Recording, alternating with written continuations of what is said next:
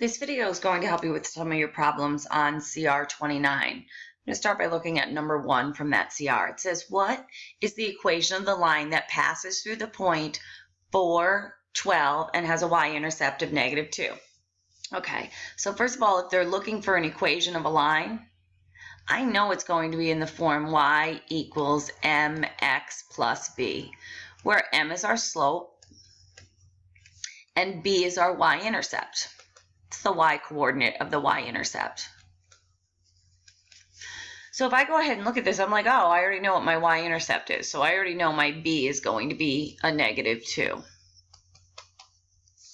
But now I have to find the slope. Hopefully you remember your slope formula. Your slope formula is y2 minus y1 over x2 minus x1. You have to find the change in y over the change in x. So only if I had 2 points. Well, I have a point here, 4, 12. So I have 1 point, 4, 12. And I can call that, I'm going to go ahead and call that x1, y1. I don't know, doesn't matter. You could call it x2, y2.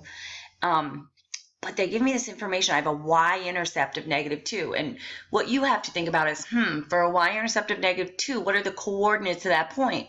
Oh, the coordinates of that point are 0, -2. If you're on the y-axis, oh, that's the ugliest picture ever. If you're on the y-axis, what's the coordinate, the first coordinate? The first coordinate's definitely going to be a 0. First coordinate's definitely going to be a 0. So now I have my other point to find my slope. So I'll call this x2, y2. And then I'll just substitute into my formula here. y2, well, my y2 is a -2. Minus y1. My y1 is 12. All right. Over x2. My x2 is a 0 minus my x1. My x1 is a 4. I have bad handwriting. I hope you could see those were x's on the bottom. -2 minus 12. Signs are the same. Find the sum. Keep the sign. 2 and 12 is 14. We're going to keep our negative. Those are just being able to add and subtract integer rules. If you need a calculator, use it. And 0 minus 4, if you start at 0 on the number line and you move left 4, you're at -4. So now we're just going to simplify this. Negative divided by a negative is a positive, so I know that's positive 14 over 4. I'm going to simplify it a little bit further. I can see there's a common factor of 2. So I'm going to divide the numerator and denominator by 2. It's a fancy form of 1. 14 divided by 2 is 7. 4 divided by 2 is 2. I have just found my slope to be 7/2. So if I have my y-intercept of -2, I have my slope of 7/2. I then just substitute in y equals mx plus b. Y equals 7/2 x plus, and plus what? Plus -2. So they probably write the final answer is y equals 7/2 x minus 2. Y equals 7/2 x minus 2. There it is. Oh, and they all gave you -2 because the y-intercept was given and they assumed you would realize to put that at the end of the equation. So really just the whole goal of this problem was to find the slope. I hope that helps with number 1. Let's move on. Let's take a look at number 2. Examine the functions below. Which functions, if any, are not linear? All right. If they're not linear, they're not going to be in the form y equals mx plus b. So if I find which of these equations can be in the form y equals mx plus b, that'll be linear, and I'll cross it off. So let's take a look at this first equation. 3x. These are going to be the equations that are linear, and then we'll figure out which ones are not. 3x plus 2y equals 10. My first step is to get it in the form y equals mx plus b, get y by itself on one side. We know in order to do that, I would subtract 3x on each side. By 3x, I then have 2y equals. Here, you have to remember, these are not like terms. We cannot shove them together. The x's stay with the x's, and the constants stay with the constants. So on this side, I'll just write it -3x plus 10. That step, I got to get y all by itself, so I'm going to divide each term by 2. Y equals I'm just going to leave this here. I can write it as negative 1.5, but normally for slope, we leave it as the improper fraction. Negative 3/2 x plus 10 divided by 2 is 5. All right, some of you don't like fractions, but did I just get it in the form y equals some number times x plus a constant? That means this one is definitely linear. So function e is definitely linear. Let me look at the next one, y equals 3x squared plus 5. Immediately, I know it's not in this form.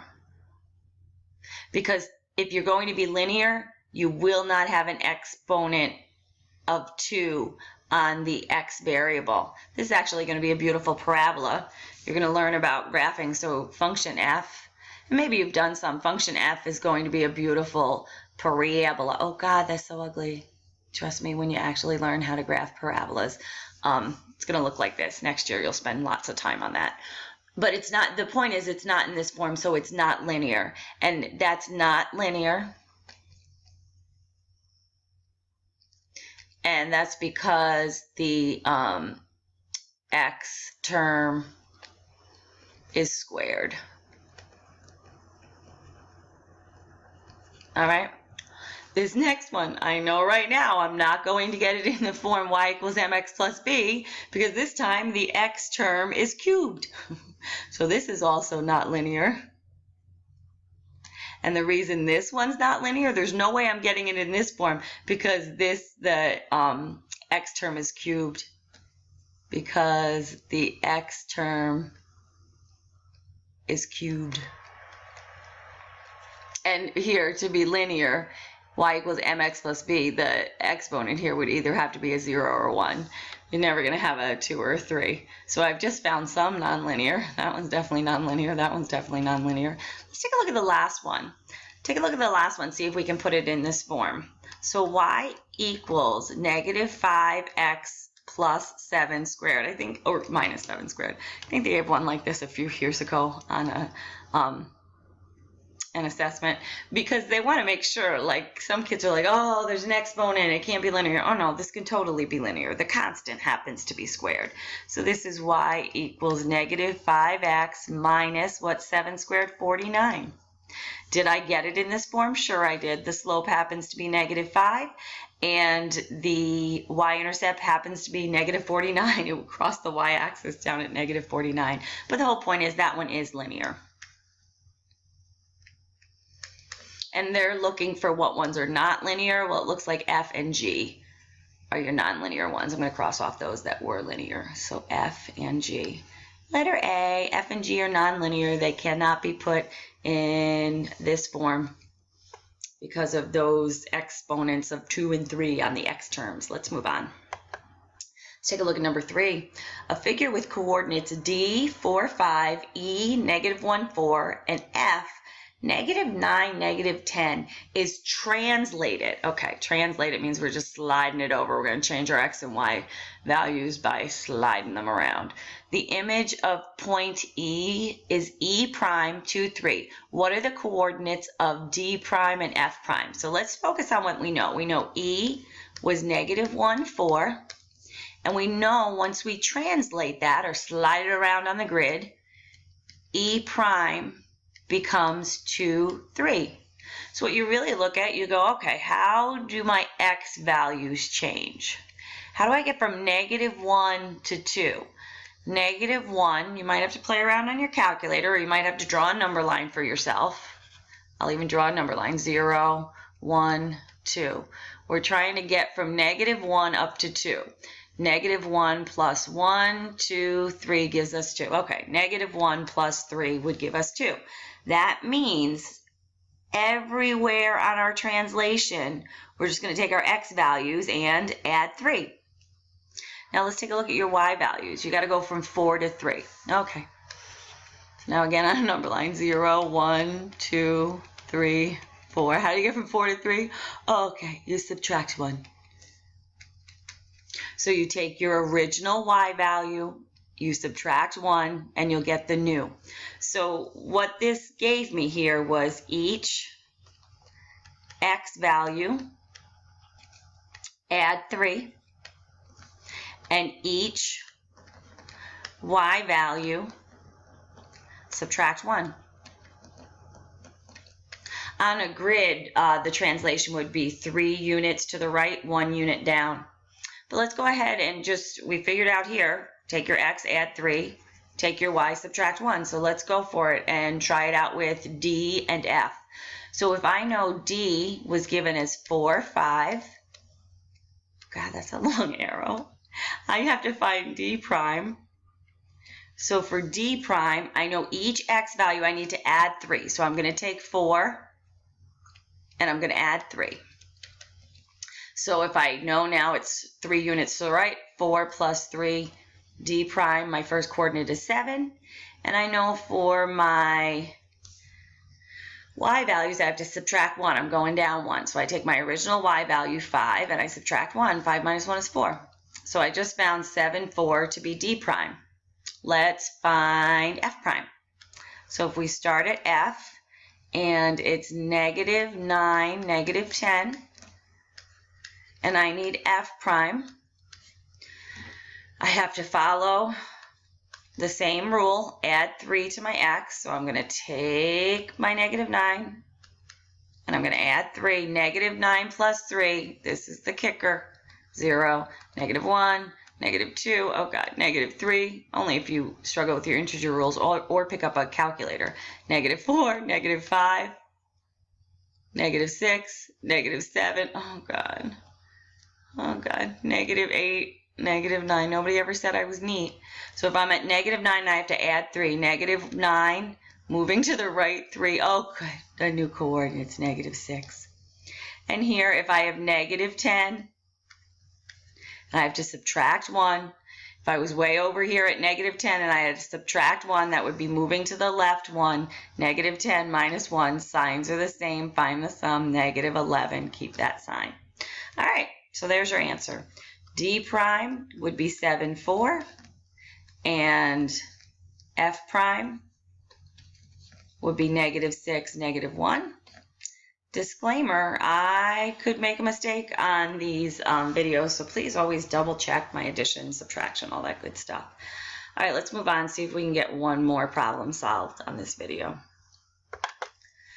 Solve the system algebraically. Okay, good. They want to solve the system algebraically. Probably, as I look at it, the easiest thing to do is addition elimination.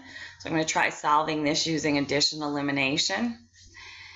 I think I'll try, oh, it's already in the correct form to eliminate. Ah, yay, -2y plus 2y. Bye-bye. We're going to be able to do addition elimination right off the bat. I'm going to shove a little 1 in front of that x. Minus x is the same as minus 1x. 3x minus 1x is 2x. -2y plus 2y, bye-bye. That was the whole point. -1 plus -5, signs are the same. Find the sum, keep the sign. That gives us -6. Solving for x, what's the operation between the 2 and the x? I have terrible handwriting, so it's really important that if I say there's an x here, you make sure yours looks like an x. What's the operation between the 2 and the x? Multiplication. How do I undo multiplication? Division. I'm going to divide the left side by 2. I'm going to divide the right side by 2. -6 divided by 2, a negative divided by a positive is a negative. 6 divided by 2 is 3. So I know now if x is -3, it has to either be b or d. So I'm going to take one of my original equations. It really makes no difference. You choose which original equation you want to use. I'm going to choose to use the first one. You substitute -3 in place of x. You could have just as easily chosen the second one. 3 times in place of x, I put a -3 minus 2y equals -1. 3 times -3, -9 minus 2y equals -1. Trying to solve for y. I'm going to add 9 to both sides. -2y equals -1 plus 9. It's going to get me to a positive 8. Divide both sides here by -2. Fancy Formula 1. Y equals 8 divided by -2. A positive divided by a negative is a negative. 8 divided by 2 is 4. All right. So it looks like -3, -4 is the correct solution. I hope that helps. I'll do the next 3 problems on another video.